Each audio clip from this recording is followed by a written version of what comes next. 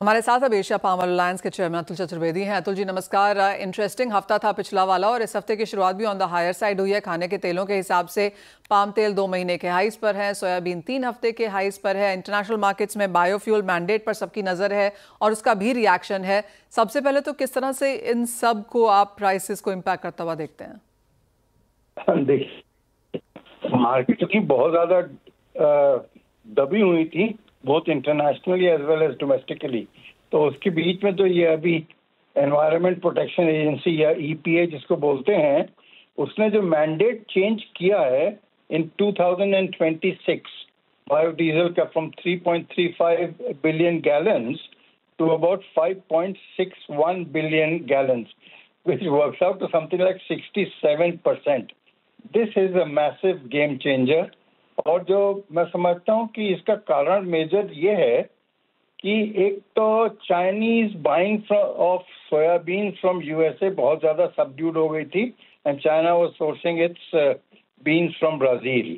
तो अब चूंकि वहाँ पे बीन के प्राइसेस प्रेशर में थे, तो इससे जो डोमेस्टिक क्रश है इन यूएसए वो बढ़ेगा।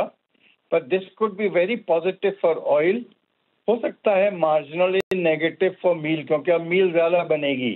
तो ये एक डेफिनेटली, एंड मैं समझता हूँ ये चाइनीज जो टैरिफ का है उसका भी थोड़ा बहुत असर है इस डिसीजन में। उसके ऊपर इस सब पे सोने पे सुहागा हो गया ये क्या नाम मिडल ईस्ट की जो ईरान और इजराइल की लड़ाई, एंड जिससे कि अपना पेट्रोल प्राइसेस या crude prices have moved northwards. तो ओवरऑल सप्लाई चेन भी डिस्टर्ब होंगी इन सब लड़ाइयों से। और अगर स्टेट ऑफ हॉर्मुज बंद हो गई तो और ज़्यादा तकलीफें बढ़ सकती हैं।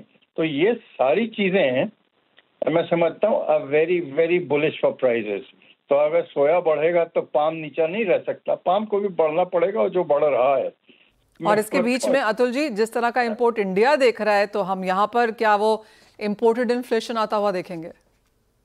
डेफिनेटली। देखिए, आपका रुपया भी आज मजबूत हो मतलब कमजोर हो गया है, तो इम्पोर्टेड पैरिटीज ऊंची हो जाएंगी। तो जितने हेडविंड्स अब यहाँ डिमांड को फेस करना हिंदुस्तान में, वो मैं समझता हूँ अब आप देखिएगा जितने लोगों के सबके कॉन्फिडेंस शेकन था वो डेफिनेटली वापस आ। There will be a bull run as far as commodities go. मैं समझता हूँ ये केवल अकेले एडिबल ऑयल के कंटेक्स्ट में नहीं बोल रहा। मैं समझता हूँ जो भी इंपोर्ट बेस्ड कमोडिटीज हैं जैसे पल्सेस वगैरह भी हैं, उनमें भी मैं समझता हूँ थोड़ी डिमांड सुधरेगी।